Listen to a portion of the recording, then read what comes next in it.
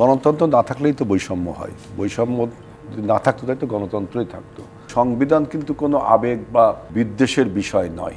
BNP অন্যতম সবচেয়ে বড় দল, সেখানে সরাসরি এই ঘোষণাপত্র নিয়ে দলের প্রকাশ্যে মানে অনেকে অনেকভাবে বলেছেন, কিন্তু দলীয়ভাবে এখন আমরা সেইভাবে কি মতামত পেয়েছি কিনা জানি না, মনে হয় না। কিন্তু সংবিধানে কবর দেওয়ার বক্তব্যে সমালোচনা এসেছে অনেক সিনিয়র নেতাদের মধ্য থেকে।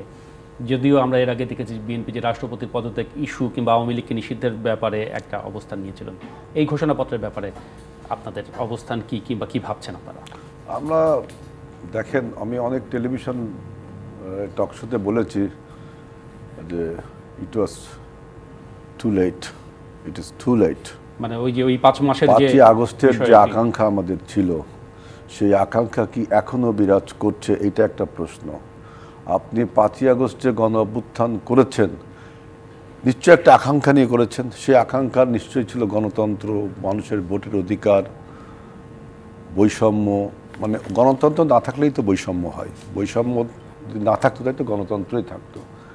এখন আপনি আবার আকাঙ্ক্ষা তৈরি করবেন, ম্যানুফ্যাকচার করবেন আকাঙ্ক্ষা, এটা তো আমার কাছে কেমন যেন মনে হচ্ছে। এই জন্য বলছি যে আজকে 31শে ডিসেম্বর যে প্রোক্লেমেশন অফ রেভলিউশন ঘোষণা করতে গিয়েছিল, কিন্তু পরে মার্চ ফর ইউনিটিতে রূপান্তরিত হয়েছে।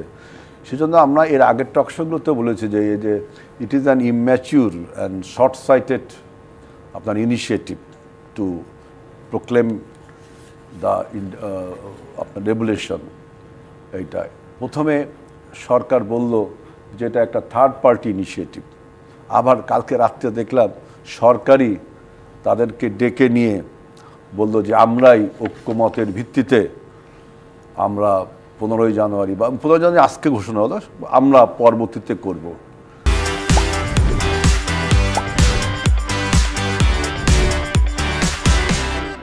এখন আমি যুদ্ধ করেছি 5ই আগস্ট পর্যন্ত, একটা আকাঙ্ক্ষা ছিল, সেই আকাঙ্ক্ষা কি পরে আপনি বাজারে ম্যানুফ্যাকচার করবেন? যেমন আমি না, কিন্তু সেই আকাঙ্ক্ষার কি পরিবর্তন হবে কিনা? না, আমাদের সেই আকাঙ্ক্ষার পরিবর্তন হবে কেন? আমাদের যে আকাঙ্ক্ষা ছিল গণতন্ত্র, আমাদের যে আকাঙ্ক্ষা ছিল মানুষ সুষ্ঠুভাবে নির্বাচন দিয়ে ভোটের অধিকার ফিরে পাবে। এখন যদি আপনি নতুন করে কিছু করতে চান, দেখেন সংবিধান কিন্তু কোনো আবেগ বা বিদ্বেষের বিষয় নয়, তাই না? আপনি কোনো সামাজিক শক্তি বা প্রেশার গ্রুপ হয়ে সংবিধান বদল পরিবর্তন করতে পারেন। সংবিধান সংস্কার কমিশন তো কাজ করছেন।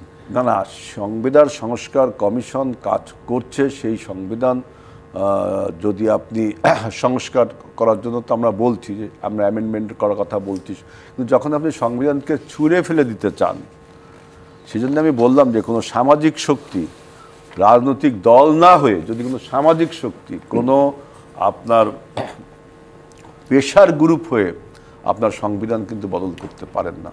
সংবিধান, গণতন্ত্রের মূল হচ্ছে যে জনগণকে শাসন করবে জনগণের নির্বাচিত প্রতিনিধিরা, তাই না? এখন আপনি কোনো সামাজিক শক্তি বা প্রেশার গ্রুপ হচ্ছেন রাজনৈতিক দল না হয়ে, তাহলে তো সেটা আসলে আপনার রাজনৈতিক সংবিধানের সাথে মানানসই না।